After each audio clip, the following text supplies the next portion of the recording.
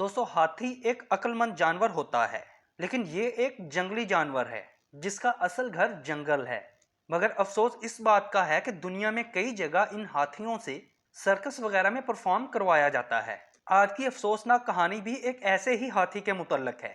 दोस्तों आज से तकरीबन 125 साल पहले अमेरिका में एक स्पार्क्स नाम की एक सर्कस कंपनी थी। इस सर्कस के अंदर बहुत से जानवर परफॉर्म करते थे, जिसकी वजह से ये सर्कस बहुत मशहूर था।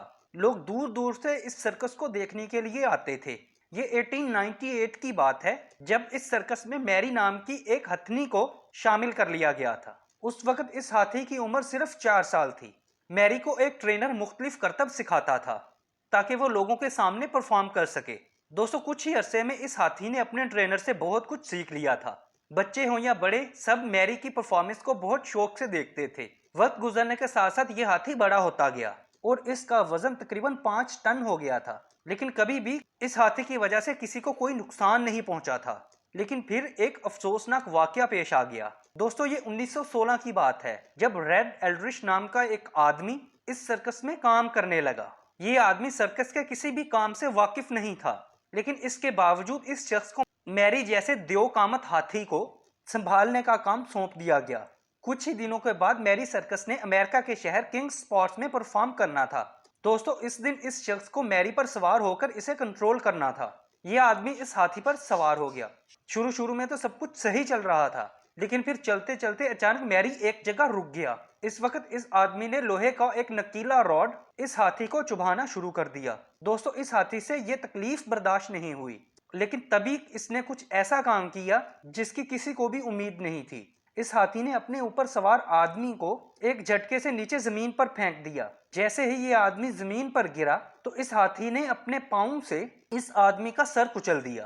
दोस्तों ये मंजर बहुत से लोग देख रहे थे। मैरी को इतने गुस्से में आज तक किसी ने नहीं देखा था। सर्कस के मेंबर्स ने बहुत मुश्किल से इस हाथी का गुस्सा ठंडा किया, लेकिन तब तक रेड एल्ड्रिश नाम का वो आदमी मारा जा चुका था। ये खबर हर तरफ फैल चुकी थी और लोग इस हाथी को अपने लिए खतरा समझ रहे थे।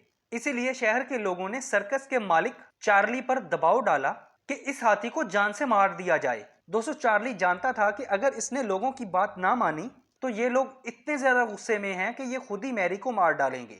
इसके अलावा इसका सर्कस भी बंद हो जाएगा, जिसकी वजह से इसको अच्छा खासा नुकसान होगा। दोस्तों ना चाहते हुए भी चार्ली अपने इस हाथी को मारने के लिए तैयार हो गया। ये 13 सितंबर 1916 का दिन था जब इस हाथी को सरेआम फांसी की सजा सुना दी गई। उस वक्त मैरी एलिफेंट की उम्र सिर्फ 22 साल थी। इस काम के लिए रेलवे ट्रैक उठाने वाली एक क्रेन की मदद ली गई थी। दोस्तों क्रेन की लाइन इस हाथी के गले में डाल दी गई। इसके बाद इस क्रेन ने इस हाथी को जमीन से 10 फीट ऊंचा उठा लिया। दोस्तों ये हाथी जो कभी लोगों का पसंदीदा जानवर था, आज इन लोगों के सामने तड़प तड़प कर मर गया। दोस्तों इस होलनाक मंजर को देखने तकरीबन 4000 लोग वहां जमा हुए थे।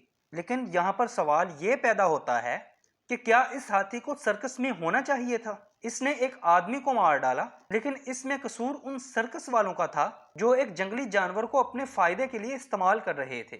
बहरहाल ये खौफनाक कहानी आज भी बहुत से लोगों को शौक में डाल देती है।